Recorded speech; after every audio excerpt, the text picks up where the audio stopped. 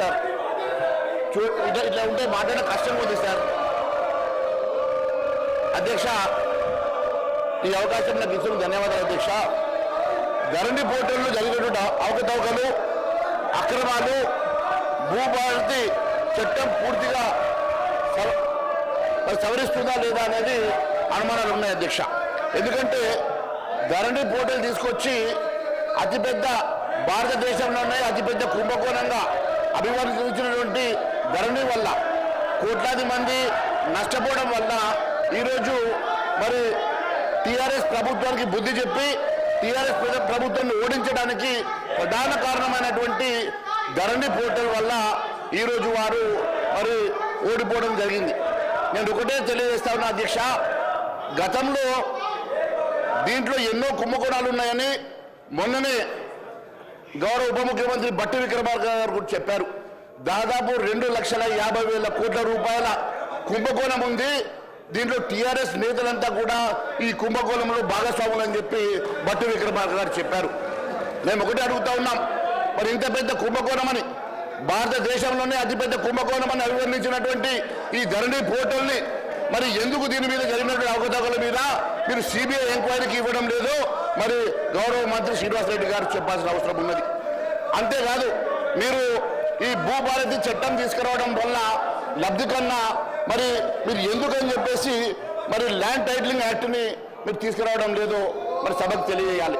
ఎందుకంటే భారతదేశంలో ఎన్నో రాష్ట్రాలు మరి ల్యాండ్ టైటిలింగ్ యాక్ట్ కోసము కసరత్తు చేస్తున్నటువంటి సమయంలో మీరు ఈరోజు భూభారతి అని చెప్పేసి కొత్త తీసుకొని యాక్ట్ తీసుకొచ్చారు. ఈ భూభారతి కేవలం మరి హారతి కోసమా, భూహారతి కోసమా, నిజంగానే భూభారతి మీరు దేనికోసం తీసుకొస్తా ఉన్నారో మరి తెలియాల్సిన అవసరం ఉన్నది. అధ్యక్ష, ల్యాండ్ టైటిలింగ్ యాక్ట్ ఒకవేళ తీసుకొచ్చినట్లయితే యజమాని చాలా స్వేచ్ఛగా తన ఆస్తులు కాపాడుకోవడానికి ప్రభుత్వమే గ్యారంటీగా ఉంటుంది. కాబట్టి ఒక్కసారి ఆ యాక్ట్ ద్వారా వారికి టైటిల్ వచ్చినట్లయితే వారికి పూర్తిగా ఆ టైటిల్ ద్వారా వారు స్వేచ్ఛగా ఉండొచ్చు. దానికి ప్రభుత్వమే గ్యారంటీగా ఉంటుంది. కాబట్టి అలాంటి యాక్ట్ మీద కసరత్తు చేస్తే బాగుండేదని మేము భావిస్తూ ఉన్నాం. అంతేకాదు అధ్యక్ష, భూదారు కార్డు అందోదారుల కాలంలో రైతులకు మళ్ళీ మీరు చేరుస్తామని చెప్పడంతో రైతులు కొత్త ఆందోళన వస్తూ ఉన్నది. దేనికోసం అని చెప్పేసి మీరు ఈరోజు మళ్ళీ ఇలాంటి కాలమ్స్ పెట్టేసి కన్ఫ్యూజ్ చేస్తూ ఉన్నారు. మరి మళ్ళీ దాని బదులు ఏ రకంగా ఈ సమస్యను పరిష్కారం చేసి దానికన్నా ల్యాండ్ టైటిలింగ్ యాక్ట్ తీసుకురావడం వలన మరి ప్రభుత్వమే గ్యారంటీగా నిలుస్తుంది. కాబట్టి అలాంటి యాక్ట్ తీసుకొస్తే బాగుండేది. మళ్ళీ మీరు దీంట్లో తీసుకొచ్చేటువంటి యాక్ట్ వలన మరి రైతుల్లో ఆందోళన ఏర్పడే అవకాశం ఉంది. కాబట్టి దాని మీద ఆలోచన చేయాల్సిందిగా కోరుతా ఉన్నాను. అదే కాదు అధ్యక్ష, ధరణి పార్ట్ బిలో పెండింగ్లో పెట్టినటువంటి భూముల సంఖ్య దాదాపు 18,45,000 ఎకరాలని చెప్పేసి మొన్ననే మరి మీరు వేసినటువంటి సబ్ కమిటీ ఒక రిపోర్ట్ ఇచ్చింది అధ్యక్ష. ఆ నివేదికలో చాలా స్పష్టంగా అందులో వివిధ కారణాలతోటి 13,38,000 ఎకరాల భూమి మరి పార్ట్ బిలో పెట్టినట్టు, ఏ కారణం లేకుండా 5,07,000 ఎకరాల భూమి పెండింగ్ లో పెట్టారని చెప్పి పేర్కొన్నారు అధ్యక్ష. అంటే దాదాపుగా 18,45,000 ఎకరాలు పార్ట్ బిలో పెట్టి దాంట్లో పెట్టినటువంటి భూముల్లో భూదాన్ భూములు ఉన్నాయి అధ్యక్ష, వక్ఫ్ బోర్డు భూములు ఉన్నాయి అధ్యక్ష, దేవాదాయ భూములు ఉన్నాయి అధ్యక్ష, అటవీ భూములు ఉన్నాయి అధ్యక్ష, అంతర్రాష్ట్ర మరి ఎన్నో ఇతర వివాదాలు ఉన్నటువంటి భూములు కూడా దాంట్లో ఉన్నాయి అధ్యక్ష. ముఖ్యంగా అలాంటి భూములన్నీ కూడా రంగారెడ్డి, మెదక్, హైదరాబాద్, ఉమ్మడి జిల్లా పరిధిలోనే అత్యధికంగా ఇవి ఉన్నాయి. కాబట్టి ఎంతో విలువైనటువంటి భూములు కాబట్టి మరి వాటిని ఏ రకంగా పరిష్కారం ఇస్తారో మరి ఎప్పటి లోపల పరిష్కారం చేస్తారో తెలియజేయాల్సిన అవసరం ఉన్నది అధ్యక్ష. లక్షల కోట్ల రూపాయల స్కామ్ అని చెప్పి మంత్రులు అంటున్నారు అధ్యక్ష. లక్షల కోట్ల రూపాయల స్కామ్ అని చెప్పి ఉప ముఖ్యమంత్రి గారు కూడా అంటున్నారు అధ్యక్ష. మరి ఏడాది దాటినా కూడా మరి ఈ వివరాలు ఎందుకు, దీని మీద విచారణ ఎందుకు చేస్తలేరో మరి తెలియాల్సిన అవసరం ఉన్నది అధ్యక్ష. సుమారు 25,000 ఎకరాల అసైన్ భూమి అధ్యక్ష అన్యాక్రాంతమైనట్టుగా భూములు మొత్తం విలువ 2.5 లక్షల కోట్లు అని చెప్పి ఈ మేరకే ఖజానాకి, ప్రభుత్వ ఖజానాకి గండిపడిందని, నష్టం జరిగిందని ఉప ముఖ్యమంత్రి బట్టి విక్రమార్క గారు మొన్ననే మాట్లాడారు అధ్యక్ష. మరి 2,000 ఎకరాలు తమ బినామీ పేరుతో మార్చుకున్నారని జీవో 59 ముసుగులో బీఆర్ఎస్ పాలకులు వందల కోట్ల విలువైనటువంటి భూములు మింగేశారని రెవెన్యూ మంత్రి పొంగిరెడ్డి శ్రీనివాసరెడ్డి గారు తాజాగా సందర్భంగా మాట్లాడే సంగతిని గుర్తు చేస్తా ఉన్నాను అధ్యక్ష. ధరణి ముసుగులో మరి ఈ రకంగా లక్షల కోట్ల విలువ చేసేటువంటి రెడ్డి గారు మళ్ళీ ఒకసారి అప్పీల్ చేస్తాం బీఆర్ఎస్ నాయకులకు, దయచేసి మీ సీట్లలో కూర్చోండి. ఇది గవర్నమెంట్ బిల్లు, రైతులకు సంబంధించింది, ప్రజలకు సంబంధించింది. ఎన్నో ఏళ్ల నుంచి ఈ బిల్లుతోని చాలా ఇబ్బందులు పడ్డ పరిస్థితి మీకు తెలుసు, మాకు తెలుసు. మళ్ళొక్కసారి నేను మీకు అప్పీల్ చేస్తున్నా, నేను ఇచ్చినప్పుడు మీరు మాట్లాడలేదు, మళ్ళీ సీరియల్ వచ్చినప్పుడు ఇస్తా, మీరు కూర్చోండి. మహేశ్వర్ రెడ్డి గారు అధ్యక్ష, మరి మొన్ననే గౌరవ మంత్రి పొంగులేటి శ్రీనివాసరెడ్డి గారు మాట్లాడుతూ మరి వందల కోట్ల విలువైనటువంటి భూములు మింగేశారని రెవెన్యూ మంత్రి పొంగులేటి శ్రీనివాసరెడ్డి గారు డిసెంబర్ 6వ తారీఖు రోజు మాట్లాడారు అధ్యక్ష. మరి ధరణి ముసుగులో జరిగినటువంటి భూ అక్రమాలన్నీ బయట పెడతామని, దాని వెనుక ఎంత పెద్దవారున్నా వదిలే ప్రసక్తి లేదని ఇప్పటికే పలు సందర్భాల్లో మరి మంత్రి శ్రీనివాసరెడ్డి గారు కూడా అన్నారు అధ్యక్ష. నేను ఒకటి అడుగుతా ఉన్నాను అధ్యక్ష, మరి వేల ఎకరాల అక్రమమైనటువంటి భూములు, లక్షల కోట్ల స్కాము, బడా బాబుల హస్తం మరి సిబిఐకి ఎందుకని మీరు విచారణకు ఇవ్వడం లేదో మరి ఒక్కసారి తెలియాల్సిన అవసరం ఉన్నది అధ్యక్ష. ఎందుకంటే ధరణి వచ్చాక పార్టీ బిల్లు పెట్టిన భూములు ఎన్ని వేల ఎకరాలు ప్రైవేటు వ్యక్తుల చేతుల్లో వెళ్ళాయో ఆ అంశాల మీద జిల్లా కలెక్టర్ నుంచి ప్రభుత్వానికి ఇదివరకే నివేదికలు వచ్చాయి అధ్యక్ష. బినామీల పేరుతో పెద్ద ఎత్తున భూములు చేతులు మారినట్లు గుర్తించినప్పటికీ అందుకు బాధ్యులైనటువంటి వ్యక్తులపై చట్టపరమైన చర్యలు తీసుకునేందుకు ప్రభుత్వం ఎందుకని ఉపేక్షిస్తున్నది? మంత్రులు ఆరోపణలు బట్టి చూస్తే ధరణి ముసుగులో జరిగిన అక్రమాలు, భూదందా భారతదేశంలోనే అతిపెద్ద ల్యాండ్ స్కామ్ గా అనిపిస్తా ఉన్నది. మరి ఇంత పెద్ద స్కామ్ పై విచారణ జరిపించకుండా కాంగ్రెస్ సర్కార్ ఎందుకు ఉపేక్షిస్తున్నది? దాని వెనుక మతలం ఏమున్నది? బ్లాక్ మెయిలింగ్ సెటిల్మెంట్లేనా, లేక ఇంకేమైనా మరి ఉన్నాయా అని చెప్పి అనుమానాలు కూడా ప్రజల్లో తలెత్తుతున్నాయి అధ్యక్ష. మరి భూ అక్రమణ నీకు తేల్చడానికి సిబిఐకి విచారణ ఇవ్వకుంటే న్యాయ విచారణ పెడతారు, స్పెషల్ ఇన్వెస్టిగేషన్ టీమ్ ఎప్పటి లోపల మరి మీరు అపాయింట్ చేస్తారో మరి తెలియాల్సిన అవసరం ఉంది.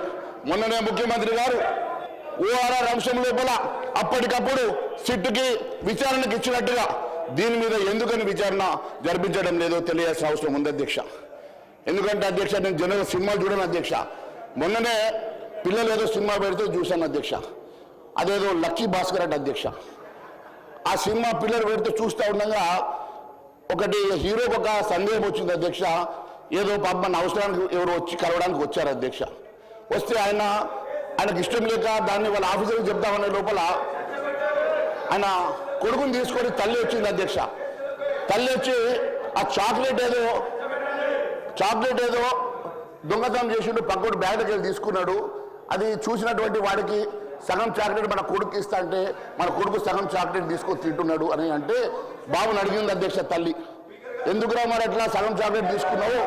టీచర్ చెప్తాయంటే, టీచర్ చెప్తే నాకేమో వస్తుంది అధ్యక్ష, టీచర్ చెప్తే ఆ చాక్లెట్ మొత్తం మా పిల్లలు తిప్పిస్తుంది, అదే మేము ఇద్దరు కాంప్రమైజ్ అయినాం కాబట్టి నాకు సగం చాక్లెట్ వచ్చిందని చెప్పింది అధ్యక్ష.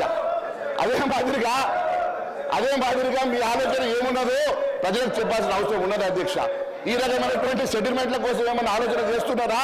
నిజంగానే మీకు చిత్తశుద్ధి ఉంటే దాంట్లో జరిగినటువంటి అవకతవకల మీద మీకు న్యాయ విచారణ జరిపించాలంటే మీరు న్యాయ విచారణ జరిపిస్తారా? లేని పక్షంలో సిబిఐకి ఇస్తారా? లేని పక్షంలో సిట్ ఇస్తారా? లేని పక్షంలో ఏ రకమైనటువంటి నిర్ధారణ జరుపుతారో ప్రజానీకానికి చెప్పాల్సిన అవసరం ఉందని తెలియజేస్తా ఉన్నాను అధ్యక్ష. అంతేకాదు అధ్యక్ష, భూభారతి చట్టం ద్వారా ధరణి తప్పిదాలు దిద్దుబాటు ఎప్పటి లోపల చేస్తారు అధ్యక్ష. మరి మీరే చెప్తా ఉన్నారు, ఇన్ని లక్షల ఎకరాల భూమి అన్యాక్రాంతమైందని చెప్పారు కదా అధ్యక్ష. దాని వివరాలు ఎక్కడన్నా బయట పెట్టిండ్రా అధ్యక్ష? అధ్యక్ష? మరి ఎంతమంది 20 లక్షల మంది రైతులకు అన్యాయం జరిగిందని చెప్పినటువంటి మరి మంత్రి గారు 20 లక్షల మంది రైతులు ఎవరు? వారి జాబితా ఎందుకు బయట పెట్టలేదు అధ్యక్ష? మరి ఇన్ని లక్షల ఎకరాల భూమి అన్యాక్రాంతమైతే అన్యాక్రాంతమైనటువంటి వివరాలు ఎందుకు మీరు మీ వెబ్సైట్లో పెట్టడం లేదు అధ్యక్ష? ధరణి వల్ల నష్టపోయిన రైతుల వివరాలు ఎక్కడున్నాయి? వారు ఏడాది కాలం జరిగినా దాని మీద న్యాయ విచారణ జరపలేదు, దాని వివరాలు బయట పెట్టలేదంటే దీని వెనుక ఉన్న మతలు ఏంది అధ్యక్ష? అంతేకాదు అధ్యక్ష, సమగ్ర భూ కవతల సర్వే ఆధారంగా భూ హక్కులు కోల్పోయిన రైతులందరికీ న్యాయం చేస్తామని ఇప్పటి వరకు ఎంతమందికి న్యాయం చేస్తుంది అధ్యక్ష? మీరు ఇచ్చినటువంటి మేనిఫెస్టోలో పెట్టినటువంటి అంశాలే కానీ మీరు మరి అనేక సందర్భాల్లో మాట్లాడినటువంటి అంశాలు కానీ ఏవి కూడా మీరు అటెండ్ చేయకుండా కేవలం మీరు ఏ రకంగా పేరు మార్చి మీరు చేస్తున్నటువంటి మతలం ఏంది, దీనివల్ల రైతులకు జరుగుతున్నటువంటి న్యాయం ఏందో తెలియజేయాల్సిన అవసరం ఉంది అధ్యక్ష. ల్యాండ్ కమిషన్, ల్యాండ్ ట్రిబ్యునల్ ఎప్పటిలోగా ఏర్పాటు చేస్తారో చెప్పడం లేదు. నివేదిక జాబితాలో చేరిన పట్టాభూముల తొలగింపు జరగకపోవడంతో రైతులు నష్టపోతలేరు అధ్యక్ష. అంతేకాదు అధ్యక్ష, నిషేధిత జాబితాల్లో ఇప్పటివరకు ఉన్నటువంటి మరి ఎన్ని వేల ఎకరాల భూములు అవన్నిటికీ కూడా మరి ఎప్పటిలో మరి వాటిని సరిచేస్తారు, ఇప్పటివరకు ఎన్ని సరి చేశారో కూడా మీరు చెప్పలేకపోతున్నారు అధ్యక్ష. అంతేకాదు అధ్యక్ష, నిషేధిత జాబితాలో 13 లక్షల ఎకరాలు ఉన్నట్టుగా సమాచారం ఉంటుంది కదా అధ్యక్ష. మరి 13 లక్షల ఎకరాలు వాటిలో కొన్నైనా ఇప్పటివరకు తొలగించిందా, కొన్నైనా ఇప్పటి వరకు వాటిని సరిచేసే ప్రయత్నం చేసిరని అడుగుతా ఉన్నాను అధ్యక్ష.